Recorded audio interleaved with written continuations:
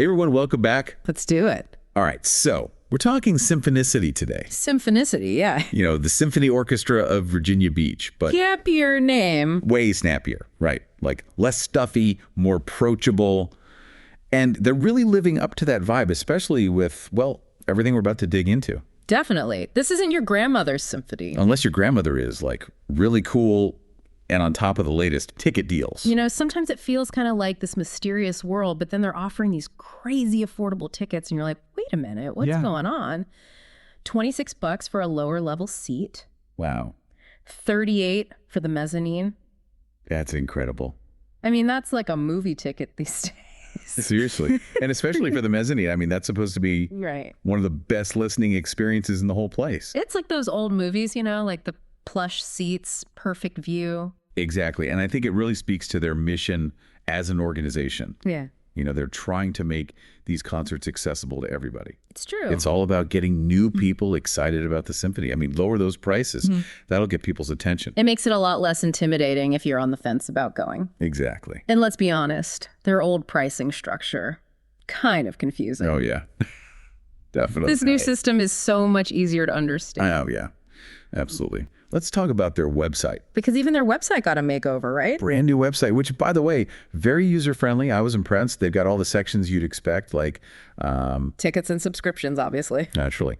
Featured artists, which is always fun to browse. See who's coming up. But the current season section is what really caught my eye. Tell me more. What'd they do? Okay, so they don't just give you the concert dates and call it a day. They give you the theme of each performance. They highlight the composers. They even talk about the inspiration behind the music. Oh, that's cool. It's like they're giving you a little preview, you know, pulling back the curtain on the creative process. So it's not just about showing up and listening to music. Exactly. You get context. Yeah. Which I think is huge, especially if you're new to the whole symphony scene. Speaking of new to the symphony scene, they have this fantastic section called What to Expect. Oh, yeah. That's gold. Gold, right. Like they anticipated every question a first-timer might have. And they answered them in a really clear, concise way, which I have to say I was a little nervous about because I've always wondered about the whole, where do they even play these concerts? Yeah. Is there one designated concert hall? Right. Because some orchestras, they'll bounce around to different venues. They make it very clear on the website. It's, you know, insert name of place they play. No need to stress about that. Phew. One less thing to worry about. Okay, but this is the big one. The question I know everyone has. What do I wear? Ah, the age-old dilemma. Because I don't want to show up in jeans and a t-shirt if everyone else is dressed to the nines. You don't want to be underdressed. But also, I don't want to be the only one in a ball gown if everyone else is going for a more casual look. You don't want to be overdressed either. It's a fine line. It is. But Symphonicity, they're pretty clear about it on their website. They're going for a more welcoming, inclusive atmosphere. Which I love. Because it shouldn't be about what you're wearing. It should be about the music. Exactly. And this actually ties into another really interesting section on their website under Get Involved. It's called The 5 Ways. The 5 ways. Okay, tell me more. So they talk about different ways you can, well, get involved beyond just attending a concert. Oh, interesting. Yeah. So they want you to be part of the symphony community. Yeah, like a participant, not just a spectator.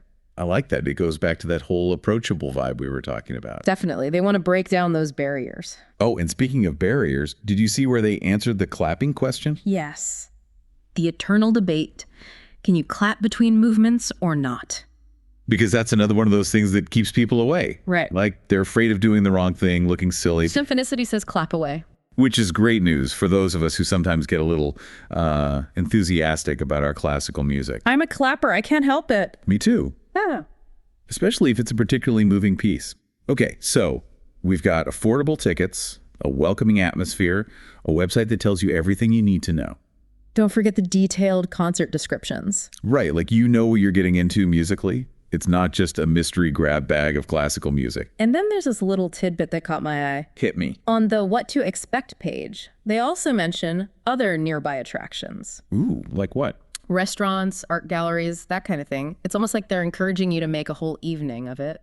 Dinner and a symphony, maybe a little art walk afterwards.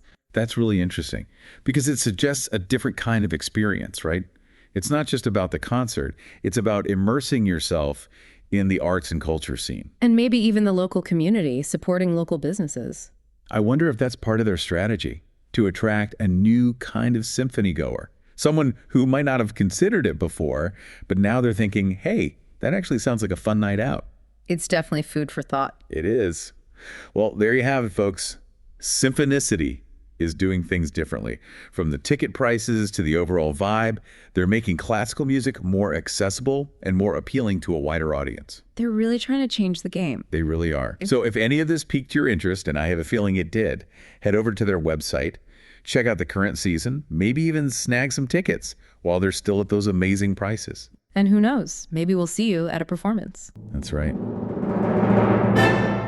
This podcast was produced by Symphonicity, the Symphony Orchestra of Virginia Beach, Virginia. To get tickets or to learn more about their concerts and events, visit symphonicity.org.